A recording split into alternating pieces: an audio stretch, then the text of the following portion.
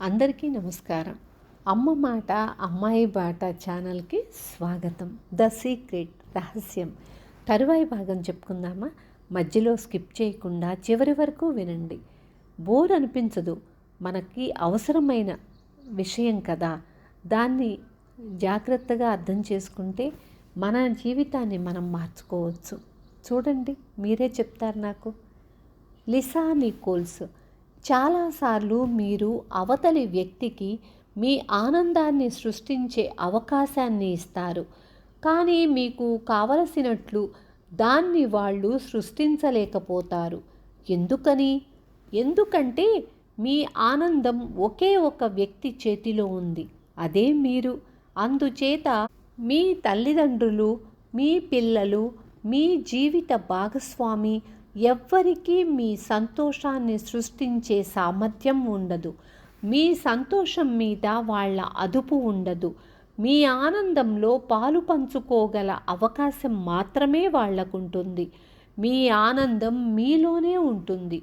మీ ఆనందమంతా ప్రేమ అనే ఫ్రీక్వెన్సీలో ఉంటుంది. అన్నింటికన్నా హెచ్చు స్థాయి గల శక్తివంతమైన ఫ్రీక్వెన్సీ అది. మీరు ప్రేమను చేతిలో పట్టుకోలేరు. దాన్ని మనసుతో అనుభూతి చెందటం మాత్రమే సాధ్యం. అది ఒక స్థితి. ప్రేమ ఉంది అని తెలియాలంటే అది మనుషులు వ్యక్తపరిచినప్పుడే తెలుస్తుంది. కానీ ప్రేమ అనేది ఒక భావన. దాన్ని బయటికి ప్రసరింపచేయటం మీ వల్ల మాత్రమే సాధ్యమవుతుంది. ప్రేమ అనే భావనను కలిగించే అవకాశాలు లెక్కకి అందనన్ని ఉంటాయి. మీరు ప్రేమించినప్పుడు ఈ విశ్వంతో పూర్తిగా మమేకమై ఉండిపోతారు. వీలైనన్ని వాటినన్నింటినీ ప్రేమించండి. వీలైనంత మందిని మీరు ప్రేమించండి. మీరు ప్రేమించే వాటి మీదే దృష్టి పెట్టండి. ప్రేమను అనుభవించండి.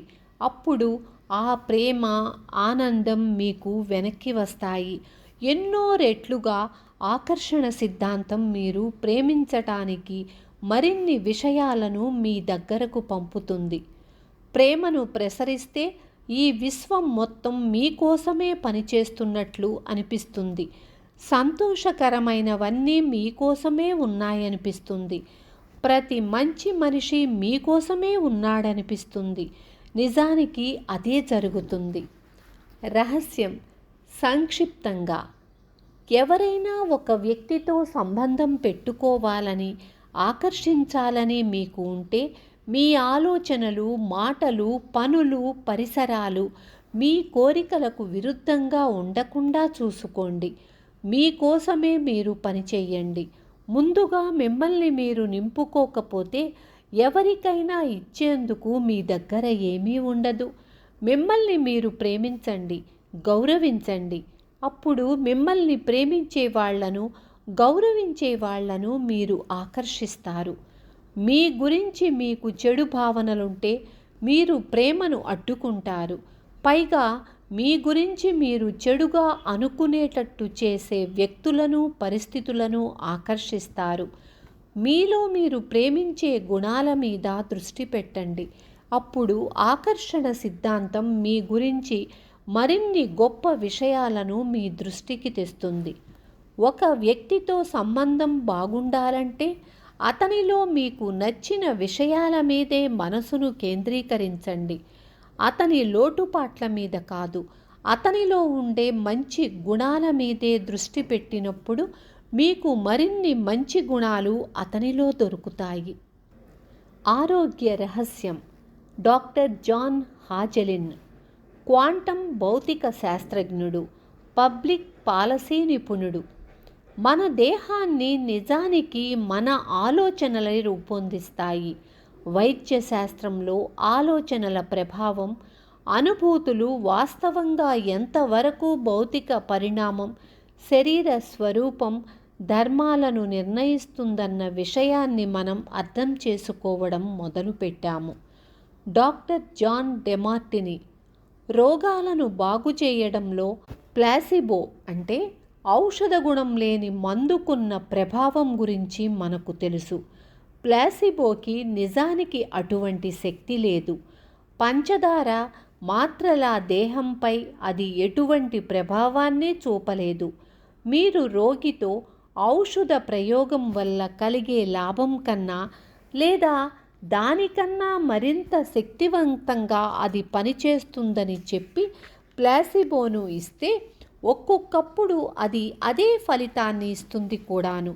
దేహాన్ని బాగుచేసే ప్రక్రియలో మానవుడి మనస్సుకు ఒక్కొక్కప్పుడు ఔషధ ప్రయోగానికి మించిన శక్తి ఉన్నట్లు వారు కనుగొన్నారు.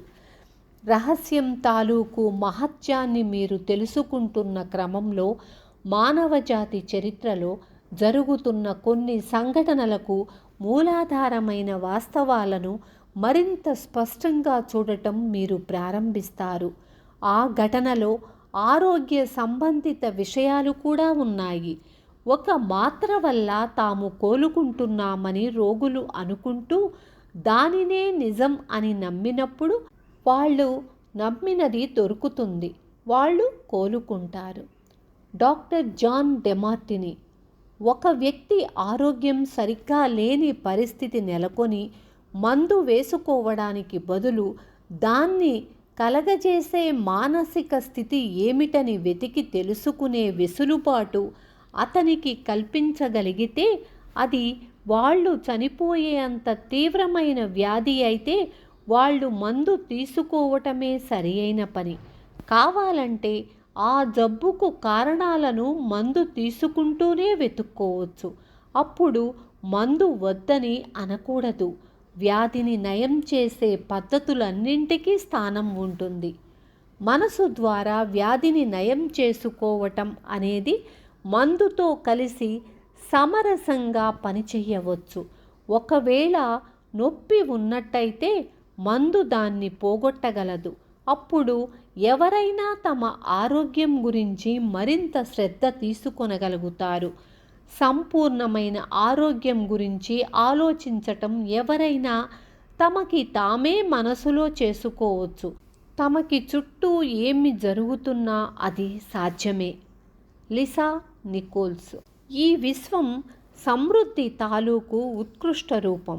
దాన్ని మీరు అనుభవించేందుకు మానసికంగా సంసిద్ధులైతే మీకు అద్భుతంగా అనిపిస్తుంది. సంతోషం, బ్రహ్మానందం, ఇంకా విశ్వం మీకోసం ఏర్పాటు చేసిన గొప్ప విషయాలన్నీ, మంచి ఆరోగ్యం, మంచి సంపద, మంచి ప్రకృతి అన్నీ అనుభవంలోకి వస్తాయి. కానీ వ్యతిరేకమైన ఆలోచనలతో మిమ్మల్ని మీరు బంధించి ఉంచుకుంటే మీకు సౌకర్యంగా ఉంటుంది. నొప్పులు ఉన్నట్లు అనిపిస్తుంది. ప్రతిరోజు బాధగా గడుస్తుంది. విన్నారు కదా. తరువాయి భాగంతో రేపు మళ్ళీ కలుస్తాను. Thank you.